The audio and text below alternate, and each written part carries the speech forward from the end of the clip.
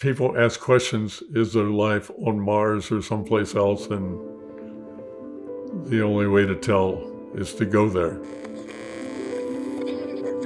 I've slowly come to the conclusion that there are such things as interplanetary spaceships.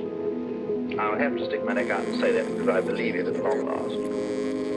Oh, it moved very rapidly at any speed or rather any direction it wanted to go. Why it could change and go to the right or the left or go crossways without hesitating a bit. What do you think it was? Well, if they call it a flying saucer, that's what it is. We are being observed by some type of highly advanced superior civilization. Man, since the beginning of time, has wondered about the stars and the planets. Our neighbor planet Mars has intrigued the imagination of artists and writers. Some people think there is life on Mars. Some people think there are strange creatures on Mars.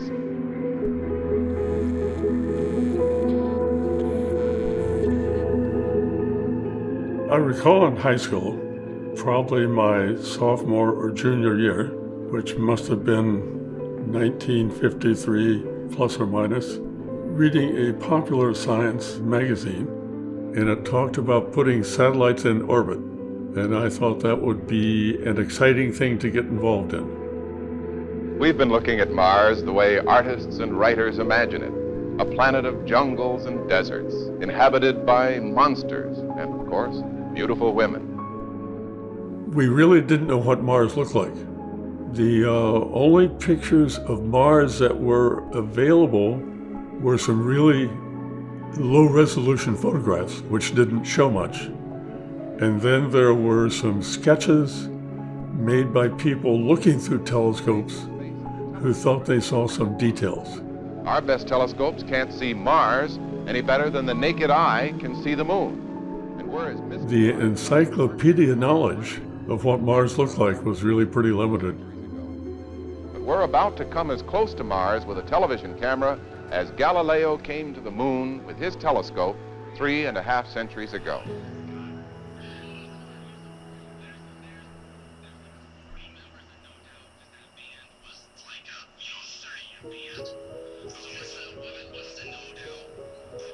I was raised in small-town Ohio. In a rural village in Ohio, there aren't people in town who you can talk to. So I got an amateur radio license right before I got a driver's license.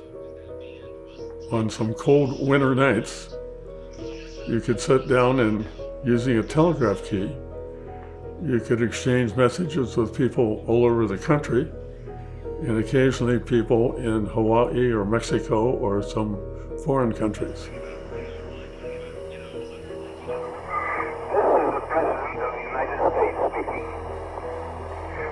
Marvels of scientific advance.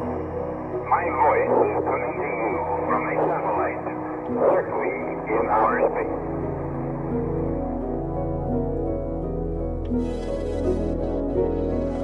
It is a great dream possessed by millions of men on Earth.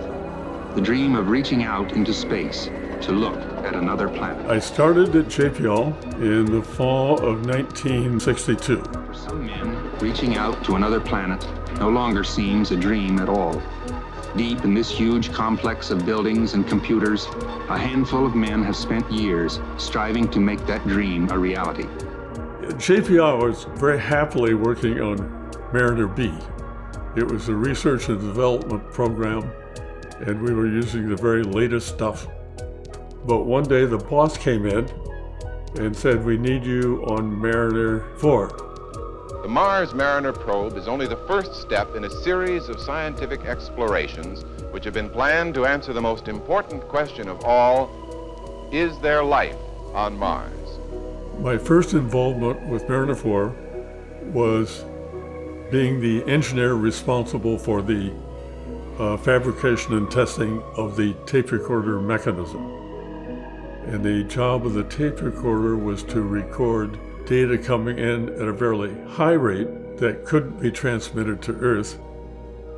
After many meetings, we finally agreed that we should try to get a series of black and white photographs that should begin at the limb and continue across the planet to the shadowed area. The photographs should show detail at least 10 times better than any taken from Earth.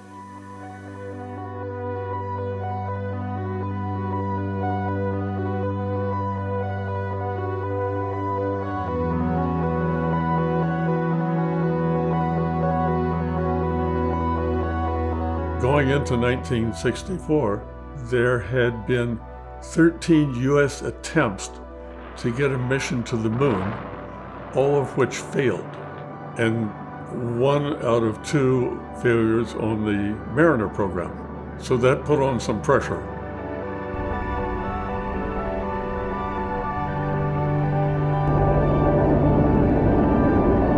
November 1964. The craft was boosted up into a parking orbit by the Atlas Agena rocket. At precisely the right moment, the probe was inserted into trajectory, and its 8-month voyage began.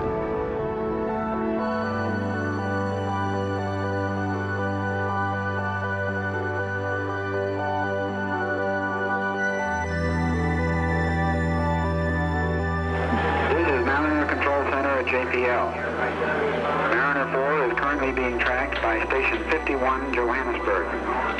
The spacecraft is 134.217 million miles from Earth and 50,142 miles from Mars. The probe is closing in on Mars for the encounter. It won't land on Mars. It will sweep around at a distance of about 6,000 miles.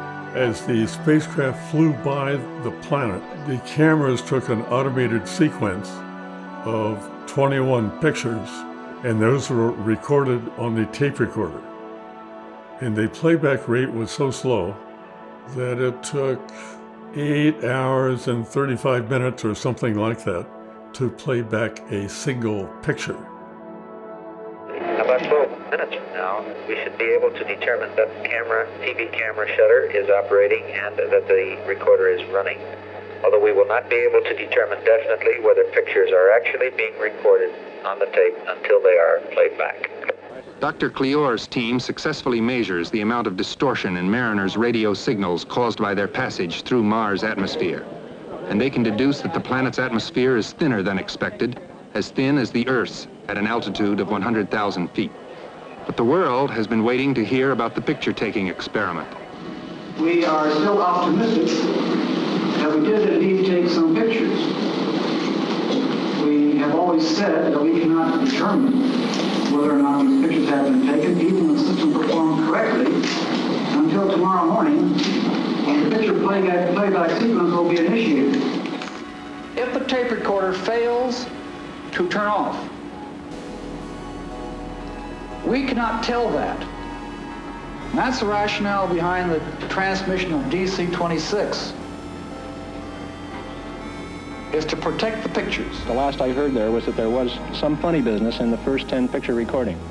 After the spacecraft had flown by the planet, there was some concern about if the tape recorder was working or not. So there were 3 or 4 of us on the tape recorder engineering team that tried to come up with some ways to display the data in real time. For 8 hours and 35 minutes, the figures cascade to the Earth from the spacecraft. 240,000 bits of binary code, representing the shading of 40,000 dots that will finally make up the first picture. So I had time to stop by an artist supply store in Pasadena, and among the things I got were pastels. But some workers decide to hand-make their own picture of Mars by shading the numbers. The data we had gave you a number for brightness. Each line on the adding machine tape described 1 pixel in the picture. And it just seemed to me the shades that started out with brown, dark orange, and then went to yellow gave you several steps of different intensity, better than going through the blues or the reds. We were tape recorder engineers trying to figure out if the tape recorder was working. We weren't trying to be in the picture business.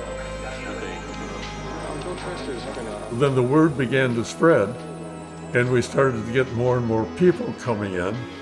21 is 15th Street. Get over there, Dan, so you can see it. Is this the first time you've seen it? No kidding. Hey, that's gorgeous. By the time the camera crew arrived, the tape recorder people were no longer drawing in the picture. After 2 hours into the picture, we were confident the tape recorder was working and stopped drawing the picture, and other people volunteered. As you know, the more formal processing of these pictures is taking place. There is a short clip that shows Dr. Layton looking close up at the picture. I am talking to Dr. Layton at the time, but don't appear on camera. So we didn't make it onto the film. We weren't seeking publicity. We just were happy to be confident that the tape recorder was doing fine. And that really constitutes the first display of the first picture of Mars.